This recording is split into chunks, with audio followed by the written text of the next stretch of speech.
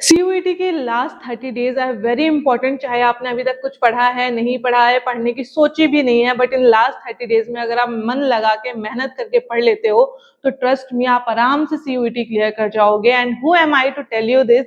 तो I am Arpita, your walk in with Harpy. I have done my graduation from Gargi college, university of Delhi, and currently I am pursuing my masters from DU itself. So basically मैं 3-4 साल से एक prestigious institute का part हूँ। सो आई exactly no कि क्या चीज करने की जरूरत है यहाँ तक आने के लिए।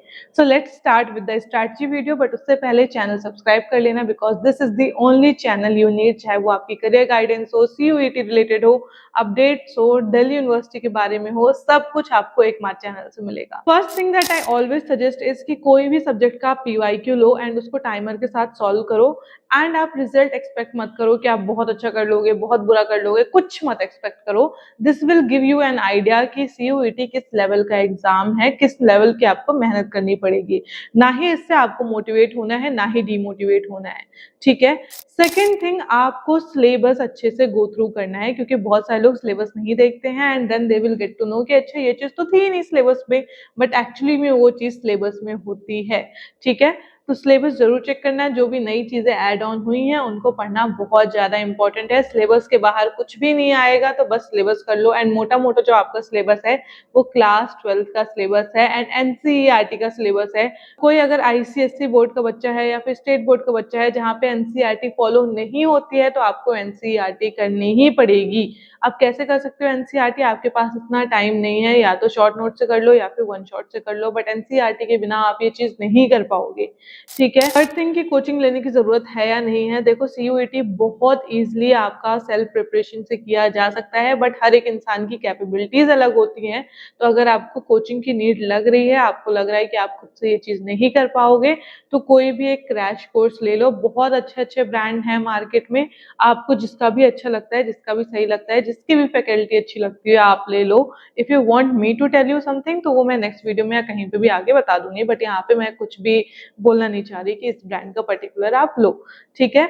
बट अगर आपको लग रहा है लेना है तो ले लो, because that is really helpful. Fourth thing, since आप लोग अभी बोर्ड दे के आए हो, आपकी मेमोरी काफी ताजा ताजा है, तो आपको डोमेन सब्जेक्ट में बहुत ज्यादा टाइम वेस्ट नहीं करना है। जो चैप्टर्स आपको आते हैं, लेट से अगर आप अकाउंट्स पढ़ रहे हो, आपको पता है कि हाँ ये 5 चैप्टर तो मेरे बहुत अच्छे हैं, तो उन 5 चैप्टर में अपना टाइम वेस्ट मत करो, उनकी सिर्फ और सिर्फ क्वेश्चन प्रैक्टिस करो। सीयूईटी एक ऐसा एग्जाम है जहाँ पे आपको सब कुछ आता होगा, फिर भी आप क्वेश्चन सॉल्व नहीं कर पाओगे, क्योंकि आपके पास टाइम नहीं होगा, या फिर आप कोई माइनर मिस्टेक कर दोगे। तो जितनी ज्यादा क्वेश्चन प्रैक्टिस कर सकते हो उतनी ज्यादा क्वेश्चन प्रैक्टिस करो। या आपके बोर्ड वाला एग्जाम नहीं है कि थ्योरी पढ़ेंगे, थ्योरी लिख के आ जाएंगे, अरे 5 नंबर का क्वेश्चन है, 3 नंबर तो मिल ही जाएंगे। ऐसा नहीं होगा। यहाँ पे 5 नंबर का क्वेश्चन है, बनेगा तो पूरे 5 नंबर मिलेंगे। अगर गलत करके आओगे तो 1 नंबर चले जाएंगे, वो अलग। तो यहाँ पे गलती की कोई गुंजाइश नहीं है, या तो करो या तो ना करो। अगर अटेम्प्ट करा और गलत हुआ तो नंबर जाएंगे भी आपके। तो आपने जो चीजें पढ़ी हैं उनको सिर्फ रिवाइज नहीं करना है, उसकी क्वेश्चन प्रैक्टिस करनी है। क्वेश्चन प्रैक्टिस कहाँ से करोगे? तो यूट्यूब में बतेरे क्वेश्चन प्रैक्टिस के भी सेशंस होते हैं, उनको जाके देखो, आप लोग के लिए ही है, ठीक है। 2x में देखो, 3x में देखो, जितने में देखना है देखो, बट देखो जरूर। आगे स्किप कर करके देखना है, देखो, ठीक है। पीवाईक्यू में इन्वेस्ट कर सकते हो तो do invest, because PYQ are the most important thing, ठीक है। एंड जो भी आपके इंपॉर्टेंट टॉपिक्स हैं उनको तो बिल्कुल मिस आउट मत करना। I am telling you this कि अगर आप एक बैलेंस बना लेते हो ना, लेट से कि आपके 3 डोमेन सब्जेक्ट हैं जिनका आप पेपर दे रहे हो, आपको पता है कि 2 डोमेन सब्जेक्ट में आप बहुत अच्छा कर जाओगे एंड तीसरे में आप नहीं कर पाओगे, तो तीसरे में ज्यादा टाइम मत लगाओ। यस, जो चीज आप बेस्ट कर सकते हो उसमें अपना बेस्ट दो। जो चीजें आपको लग रही हैं एवरेज है, तो उसको एवरेज के तरीके से कर लो, क्योंकि ओवरऑल आपके तीनों सब्जेक्ट के मार्क्स ऐड ऑन होंगे। तो अगर आपके तीनों सब्जेक्ट के मार्क्स ऐड ऑन होके एक बेटर स्कोर बनता है, that's a win win situation for you. एक ऐसे सब्जेक्ट में टाइम देने का कोई मतलब नहीं है जिसे आप 1 महीने में सही नहीं कर सकते हो। इससे आपके जो बेटर सब्जेक्ट हैं उनके भी मार्क्स जा रहे हैं। तो ओवरऑल अगर मैं इसको समराइज करके बोलूं, तो आपको जो चीजें आती हैं उनकी डायरेक्टली क्वेश्चन प्रैक्टिस करनी है। जो चीजें नहीं आती हैं, लग रही है कि अब नहीं हो पाएगी, तो उसकी इंपॉर्टेंट चीजें कर लो, ठीक है। बहुत ज्यादा उसमें जाने की जरूरत नहीं है, ऊपर ऊपर से चीजें देख लो।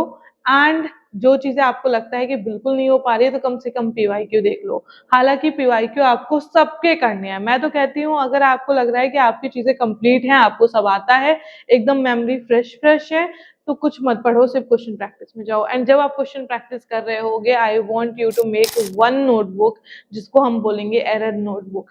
जो भी क्वेश्चन आप गलत करोगे उस क्वेश्चन को विद सॉल्यूशन एरर नोटबुक में लिखोगे एंड देखोगे कि वो क्वेश्चन किस टॉपिक से है, एंड उस टॉपिक को जाके आप रिवाइज करोगे एंड वापस से उस टॉपिक के आप क्वेश्चन सॉल्व करोगे। Then you will get confidence कि हाँ, ये पर्टिकुलर टॉपिक मेरा अच्छा है एंड मुझसे हो जाएगा। This is how U S a MCQ level वाला कोई भी एंट्रेंस एग्जाम। एंड हाँ, एक चीज मैं और आपको बता दूं कि जब आप चीजें पढ़ने लगते हो ना, तो हमेशा ये मत देखो कि मुझे क्वेश्चन पढ़ना है फिर आंसर ढूंढना है। नहीं, जस्ट इन केस आपके पास एक क्वेश्चन आया है एंड उसके आंसर्स आपको समझ में आ रहे हैं कि हाँ, इस पर्टिकुलर क्वेश्चन के तो ये आंसर हो ही नहीं सकते हैं, ठीक है, ये पर्टिकुलर कॉन्सेप्ट तो मैंने पढ़ा नहीं है, बट मुझे पता है कि जो आंसर लिखे हैं वो किसी और चीज के आंसर है, एलिमिनेट द आंसर। आपको ये चीज अभी से करनी पड़ेगी। एंड हाँ, मैं फिर से बोल रही हूँ, मैं बहुत ज्यादा एम्फेसाइज करती हूँ ऑन क्वेश्चन प्रैक्टिस, क्योंकि क्वेश्चन प्रैक्टिस जितनी ज्यादा करोगे उतना ज्यादा आपका बेटर होगा, क्योंकि मेन डे आपका जो एग्जाम होता है वहां पे आप बहुत माइनर मिस्टेक्स कर देते हो। एंड जितनी ज्यादा आप क्वेश्चन प्रैक्टिस करते जाओगे उतनी ज्यादा आपकी जो माइनर मिस्टेक्स होती हैं, जैसे किसी क्वेश्चन में पूछा हुआ है कि which of these are not correct, and आप सोच लेते हो which of these are correct and आप गलत आंसर लगा के आ जाओगे। एंड वहां पे जो ऑप्शंस होंगे वो भी इतने कंफ्यूजिंग होंगे, क्योंकि उन्हें पता है कि बच्चा यहाँ पे मिस्टेक करता है। एंड मैं आपको इसलिए बता रही हूँ क्योंकि ऐसी मिस्टेक मैं भी बहुत करती थी एंड अभी मैंने बहुत ज्यादा ऐसी मिस्टेक्स करी है, because I have given a lot of ऐसे एंट्रेंस एग्जाम। तो हो जाती है मिस्टेक जब तक आप क्वेश्चन प्रैक्टिस नहीं करते हो तो। एंड अब इन लास्ट 30 डेज में आपको 15 डेज पूरे पूरे देने हैं सिलेबस कंप्लीट करने में, चाहे आपको कोई भी सब्जेक्ट हो, ठीक है। अगर आपको लगता है कि कोई भी सब्जेक्ट का कोई भी चैप्टर आपके ऑलरेडी कंप्लीटेड है तो उनकी डायरेक्ट क्वेश्चन प्रैक्टिस करो, उसमें आपको पढ़ने की जरूरत नहीं है, ठीक है। एंड जो बचे हुए 15 डेज हैं उसमें तो पूरी पूरी क्वेश्चन प्रैक्टिस होगी। मॉक आप लगाओगे, कैसे लगाओगे, क्या करना है, वो सब कुछ मैं बताऊंगी, ठीक है। You don't need to worry about anything अगर आप इस चैनल पे हो। एंड वन मोर थिंग कि जब आप ये क्वेश्चन प्रैक्टिस वगैरह कर रहे होगे तो प्लीज डोंट गेट डीमोटिवेटेड कि मुझसे ये नहीं बन रहा, मुझसे वो नहीं बन रहा। क्वेश्चन प्रैक्टिस करनी ही इसलिए है क्योंकि आपसे जो चीज नहीं बन रही है वो आप क्वेश्चन प्रैक्टिस के थ्रू समझ सको, ठीक है। तो यहाँ पे कंपेयर करने मत बैठना कि उससे तो इतना ज्यादा बन गया, मुझसे तो नहीं बना। इट्स ओके, आपकी रेस अलग है, दूसरे की रेस अलग है, तो आपको सेम रेस में दौड़ने की जरूरत नहीं है, आपकी डेस्टिनेशन सेम होनी चाहिए, ठीक है। And yes, that's it for this video. बस जितनी चीजें आपको बताई हैं उतनी चीजें अभी के लिए आप कर लो। एरर नोटबुक में बहुत ज्यादा ध्यान देना एंड एक थोड़ा सा शॉर्ट नोट्स अपने बना लेना, क्योंकि जब आप लास्ट मोमेंट में पढ़ रहे होगे, जो लास्ट के 3-4 दिन होंगे या फिर जो गैप आपको मिलेगा वहां पे जब आप पढ़ रहे होगे, तो यही सारी चीजें आपको काम आएंगी। शॉर्ट नोट्स में आप एक बारी में देखोगे एंड आपका सब कुछ हो जाएगा। So yes, that's it for this video and always remember that your walk in with Helpy is always there for you.